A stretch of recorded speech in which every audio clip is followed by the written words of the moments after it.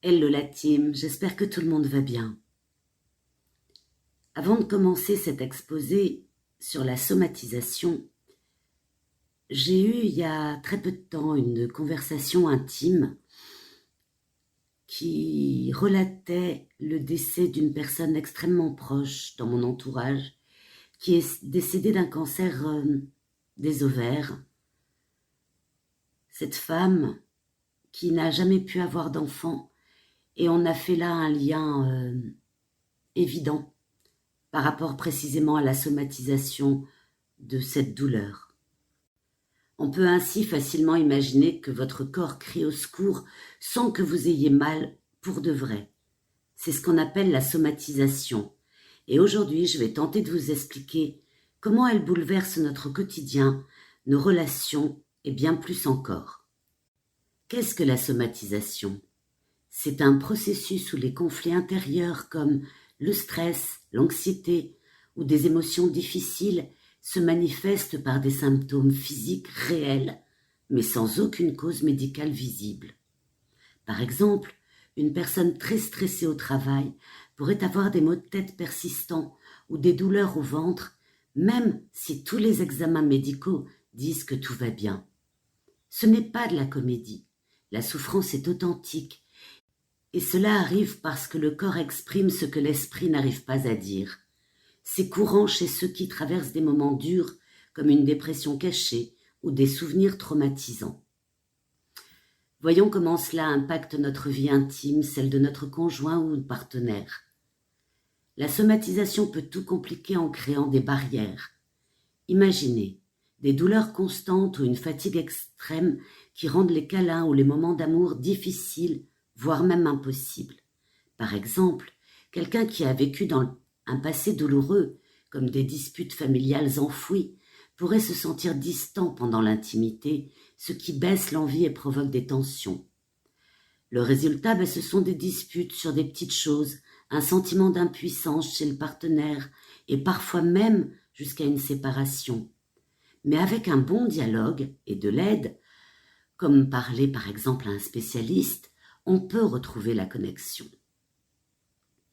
Concernant la vie sociale, nos sorties, nos liens avec le monde extérieur, là, les symptômes nous poussent souvent à nous replier sur nous-mêmes. Par exemple, si vous avez toujours mal quelque part, vous annulez une soirée entre collègues ou une fête de quartier, parce que l'anxiété ou la fatigue prend le dessus. Chez les jeunes, ça peut aggraver les choses en les isolant encore plus, tandis que chez les personnes plus âgées, des rencontres positives, comme un club de marche, peuvent aider à se sentir mieux. Au final, on se sent moins soutenu, ce qui renforce le stress, et cela pèse sur tout le monde. Plus de visites inutiles chez le médecin et une société où l'on comprend mal ces souffrances invisibles. Concernant les amitiés, ces relations si précieuses, elles souffrent aussi beaucoup. Imaginez que vous passez du temps à parler de vos maux à un ami sans que cela s'améliore. Il pourrait se lasser et s'éloigner progressivement. Exemple, une personne somatiseuse annule un café à la dernière minute à cause d'une douleur soudaine. Et au bout de quelques fois, l'ami se sent frustré.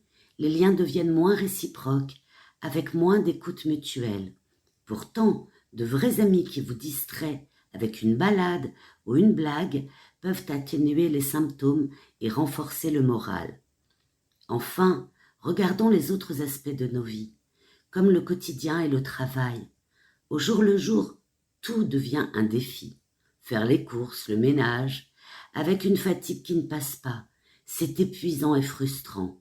Par exemple, quelqu'un pourrait passer des heures à s'inquiéter sur ses symptômes au lieu de profiter d'un hobby, d'un passe-temps qui le nourrit. Au boulot, ça mène à des absences répétées, à une baisse de concentration et parfois même à perdre son emploi. Ça coûte cher en consultation médicale et ça abaisse le bien-être général, surtout pour ceux qui ont vécu des violences ou un grand changement, comme par exemple déménager dans un pays nouveau. Globalement, ça crée un sentiment d'isolement total. On peut donc en conclure que la somatisation nous isole dans tous les coins de notre existence. Mais rappelez-vous, un bon entourage et de l'aide professionnelle peuvent tout changer. Sachez que votre corps n'est pas un ennemi, c'est un messager. Écoutez-le avant qu'il n'hurle. Merci pour votre écoute. Merci pour votre soutien en likant, en partageant et en vous abonnant à la chaîne. Prenez bien soin de vous en étant sage, mais pas trop.